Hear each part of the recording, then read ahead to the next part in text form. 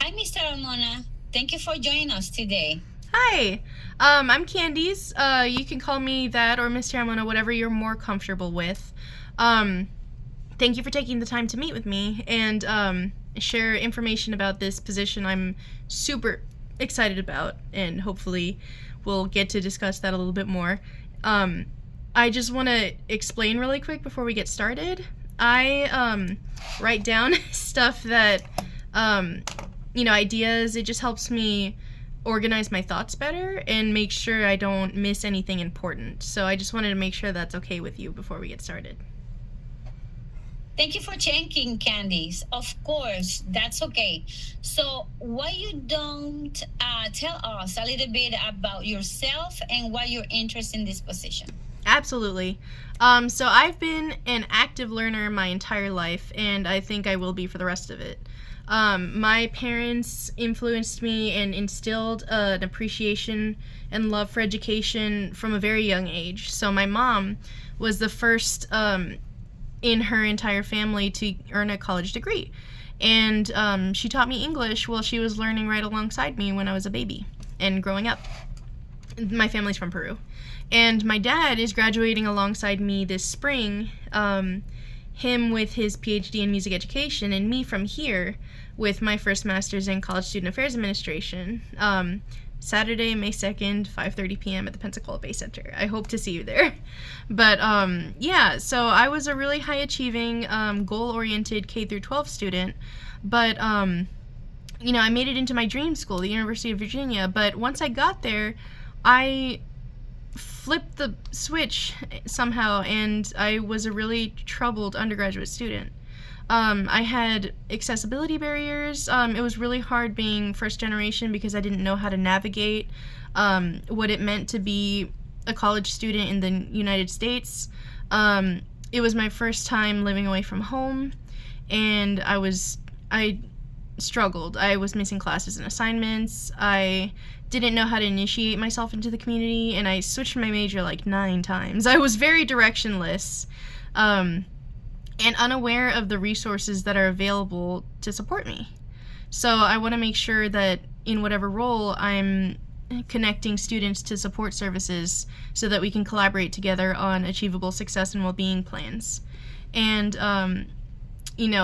experiencing both sides of the spectrum put me in a unique position to help students from a wide range of academic backgrounds and abilities as an educator after completing my degree in Spanish, and now I'm preparing to complete my graduate degree in College Student Affairs Administration thanks to my experiences and the supportive UWF environment. So I am ready and looking forward to helping students realize their full potential in whatever way that I can, and I really hope I get to do so here with you guys. Thank you for sharing your background with us. It sounds like overcoming those challenges was a significant part of your undergraduate experience. Mm-hmm.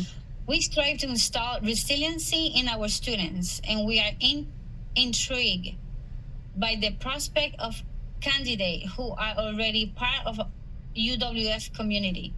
With what experience and skills do you have that you think will be the most valuable in this role? That's something that I would love to go into detail about. I think that empathy and inclusivity are instrumental in building relationships with students. So my experiences, I've been working the last year as a graduate assistant within graduate admissions here, and that was my first professional experience in higher education. So I learned to build relationships with prospective students to identify their strengths, goals, and interests, align them with programs that'll fit their career trajectory, and explain the application process. So a big part of the student outreach is showcasing UWF student resources. And I know this is a little bit dissonant with what I was saying earlier about not knowing the resources available to me. Well, I already had a semester. In my first semester, I learned a lot in CSAA about university departments and divisions and support academic and student affairs. And that has helped me in this next role too, to be able to compile a comprehensive list of UWF Student Resources in my spring internship with the Office of Academic Advocacy and Graduation Success, which I would love to delve into more detail about later, but the compilation of UWF resources available to students helped me with my next internship that I had last summer, which is the most relevant experience I have with this position. So I was researching in my first internship about Handshake and professional development opportunities. So I filled out a profile. Sorry, my train of thought derailed. I filled out a profile, and the algorithm matched me with a job that it thought that I would be a good fit for. I saw the job in my email, and I was like, there's no way. Absolutely not. But I might as well try. So I applied. I interviewed again, and I got the job. So I am so proud to be able to share that I spent my last summer serving as a resident dean at Harvard for their secondary school program. So the secondary school program is a summer residential program for high-achieving high school students taking Harvard classes for college credit. So I had 3 main responsibilities as resident dean. I was an academic advisor to the students that were coming in and registering for classes. I was a house director, so I managed a team of 14 undergraduate RAs that were Harvard students. They called them proctors, but they were RAs, and serving on call shifts. But the biggest primary responsibility that I have was as acting dean of students for our residents. So this includes case management, this includes crisis response, follow-up, office hours, setting up meetings with students and various stakeholders. And so I would say like I said earlier, the empathy and inclusivity is really key to establishing that rapport with students and building a relationship based on trust, honesty, and transparency. So, I mean, whether students are prospective, looking at programs for the first time, or they're about to graduate from Harvard, anyone pursuing higher education faces unique challenges, regardless of the similarities between them. So my main goal in my profession is to collaborate with students to create plans to get them where they want to go. Because our university community has knowledge, resources, ability, and the duty to support students every step of the way so that they can reach all their goals, whether that's academic, personal, professional, all of the above. I myself have been really lucky to be a direct beneficiary of this deeply supportive environment, and I would love the chance to bring it to other people. That's an impressive background for someone who fairly recently joined our community as a student and employee. I like your bracelets. Are those UWF colors I see on one of them? Yes, I make them. This is the one that I made after just being overwhelmed with the UWF spirit and community. So it has song lyrics that I feel really embody my time here, making my own name. And I love the UWF spirit. This community has uplifted me in so many ways. Last spring, in my second semester of my master's program, my mom passed away, sadly, after her second battle with breast cancer. I had no idea if I was going to be able to finish my degree. But everyone here stepped up to be there for me. Even with my Harvard stipend, I had food insecurity, and I used Argo Pantry. My faculty has been so supportive in checking in with me and making sure my needs were taken care of. We had individual student check-ins, my advisors, my coworkers, my classmates. There was plenty of follow-up and outreach, and I just really want to make sure every UWF student that I interact with feels as taken care of as I was during the hardest time of my life. Oh, I'm so sorry to hear about your mom. Thank you. But I'm very relieved to hear that you felt supported throughout the process and were able to continue and nearly complete your graduate degree trajectory here. We do have an incredible community here at UWF, and our goals certainly align with sharing that with all our students. How do you think you'll be able to prioritize multiple tasks and manage your time with projects that have different deadlines? Yeah, So the short answer to that would be I learned these skills as a student with assignments, and then as a teacher with planning periods, curriculum management, meetings, and all of the above, meeting with different stakeholders for student support and success. But going further into specifics, I was actually diagnosed with ADHD during my undergraduate career. So I was already an adult. This was undiagnosed and at the time unmedicated. So I am still continuing to hone these skills that I'm learning with practical applications in treatment for life skills. And that includes organizational tools, fidgets, writing stuff down if I need to, color coding, having to-do lists, and calendars, physical and digital. I have to use all of it. And it just really helps me. So something that I've really enjoyed doing is planning out my day, intentionally overestimating the allotted amounts of time it'll take me to get something done, and planning specific open time at the end of each day to complete any activity that may have taken longer than I had planned initially. This is my attempt at incorporating academic accommodations into the workplace because as a student with ADHD, one of my academic accommodations was time and a half for assignments or exams and stuff like that. So I'm actively working on setting boundaries with time, with conversations, or in interpersonal relationships, and depending on the circumstance. So like how you noticed my bracelets, I love that. I felt really seen and appreciated what you were saying with that. And I love the opportunity to share my experience, but I was also redirecting to make sure that we stayed on topic about how I can help the students here, because that's my goal. And just strategic communication is so important. I mean, I am a student who gets easily distracted, and I can definitely speak to my own students that have had the same situation. So I just really think that being neurodivergent means I have a different approach to finding solutions. But in my experience, the creativity and idea generation that I bring to the role has proven not to be a weakness, but actually a strength that I would love to be able to share with our students and with my colleagues. Those are tools that we would like our students to learn and develop for themselves. And I like how you're solving a potential issue by implementing academic accommodations into the workplace. Thank you. Please, tell us about a time you had to resolve a conflict with a colleague. What steps did you take, and what was the outcome?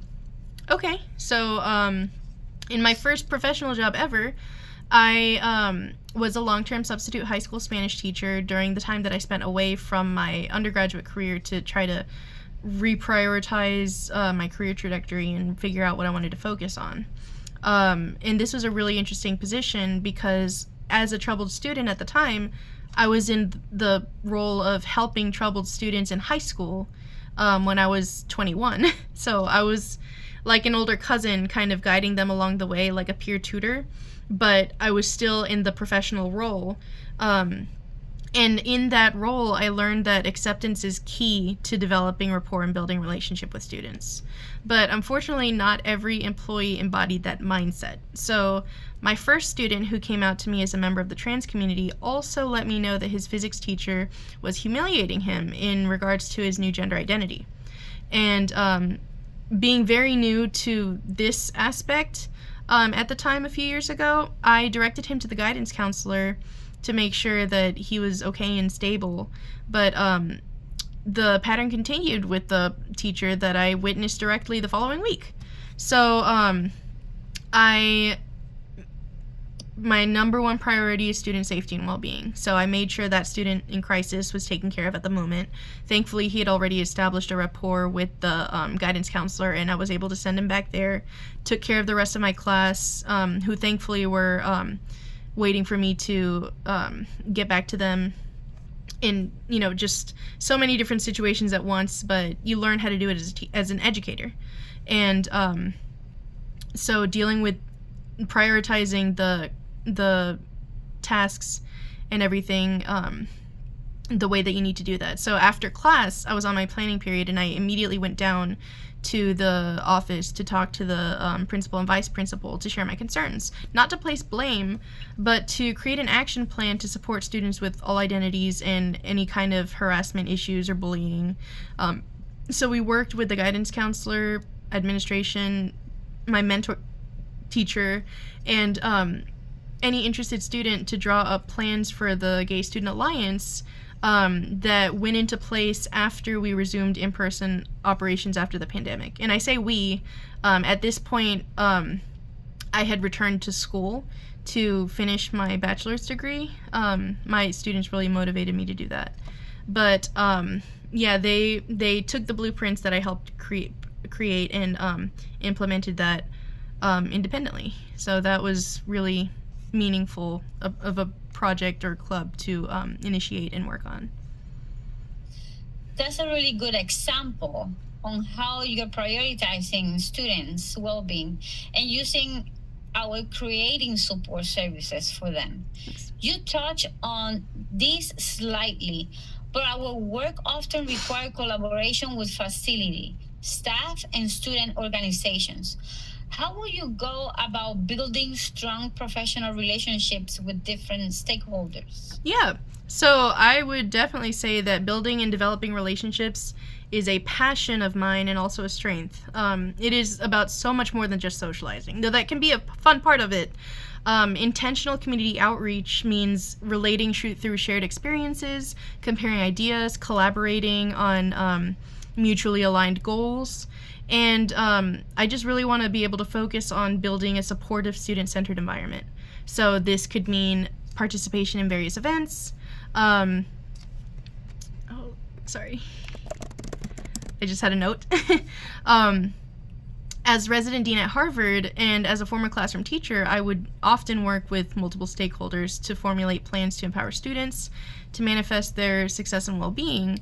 But a creative way that I thought could be implemented in this position is to include something after hours for students that, maybe are unavailable during 8 to 5 a.m. Monday through Friday. And that's something I did on call as a resident dean. And, I just really enjoy communicating with others and trying to reach that interdepartmental collaboration. And I'm really excited to bring that curiosity and collaborative spirit to this role if given the opportunity. That's an interesting option and point about after-hour student support. Mm-hmm. Can you describe a program or initiative you work or with a similar end goal? And what was your role and how you did measure its success? Yeah. So in my spring internship last year with the Office of Academic Advocacy and Graduation Success, Dr. Patrice Moore, the founder of it, was actually a guest speaker in my Diversity and Equity in Higher Education class. And at the end of her spiel about the office that she had created, she asked if anyone had any questions, and I was like, hey, do you need an intern next semester? So we pioneered, I was the first intern in this office, and I designed a website layout proposal with the resources that we have available for UWF students to provide that comprehensive compilation. So I also tried to be creative with it by researching programs and initiatives offered by other schools of interest aside from UWF. So UVA as an undergraduate and prospective future PhD student, Harvard as staff, and there's also an EDD in higher education administration at UCF and Vanderbilt. So I just really tried to look at the different options that different schools provide, and we measured the success of this by direct feedback from my supervisors. So the academic advocates in this office followed up with me to affirm that my student service database was helpful during their individual meetings with students. So it was really nice having that impact, having that project that I worked on have an actual impact on helping students and my colleagues. Thank you for the offer to share your project with us. Mm-hmm. In the interest of time, I Yeah. just have a couple more questions for you before opening up the floor. How will you ensure that student voices are heard and considered when developing programs, services, or policies? That's a good question, and I think it's so relevant to have student input, especially with policies and programs that directly affect them. They're here, we're creating them for the students, so the students deserve to have a say, absolutely. I had a couple different ideas for this. So having a residential student newsletter to spotlight students, events, embed links for support services and resources, and honestly, just really providing unique incentives for surveys and suggestions. So I am familiar directly with survey fatigue, and I know that a lot of students coming in and already active are also feeling the same way. So I just want to make sure that they are understanding what we are doing with that data, because we're here to support them, and that's a way that we can collect that information. This also means assessing student case management data to evaluate where there are unmet needs. So something that I really like is having the open office hours that I did as resident dean at Harvard. Maybe something that I could do could be here to incorporate after hours or online options for our students to have some flexibility in the ways that they receive support. Those are creative ideas for meeting our students where they are, and we are definitely seeing the survey fatigue you mentioned. Final question. What do you believe your greatest challenge will be if you were hired for this role? Okay. So when I was applying, the first time I was panicked because I saw that the position had been withdrawn. But then the next day or the 2 days after that, I saw that it was reposted and a little bit revised.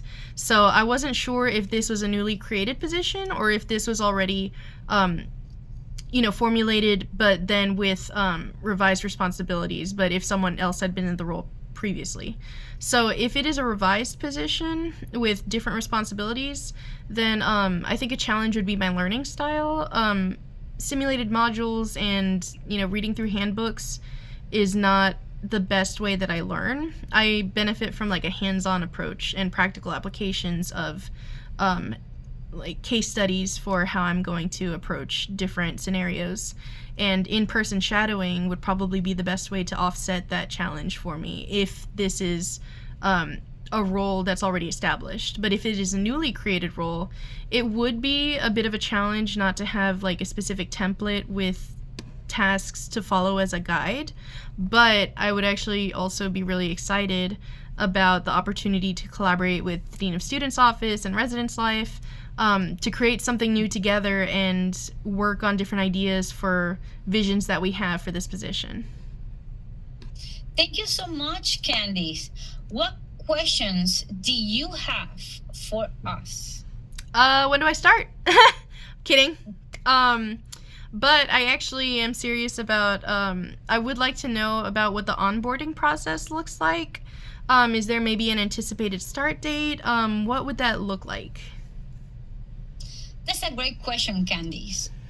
The onboard process typically includes a comprehensive departmental orientation meeting with key stakeholders and training on UWF systems and protocols. Mm-hmm. Usually, the anticipated start date is discussed during the offer phase, but we can certainly provide more details closer to the decision. Was there any other clarification we could provide? No, you've been very detailed in just allowing me to explain what I think I can bring to the position. And I do have a couple follow-up questions, but I will definitely reach out in an email in the interest of time. Because I know we allotted 30 minutes for this, and I want to make sure I'm respecting your boundaries.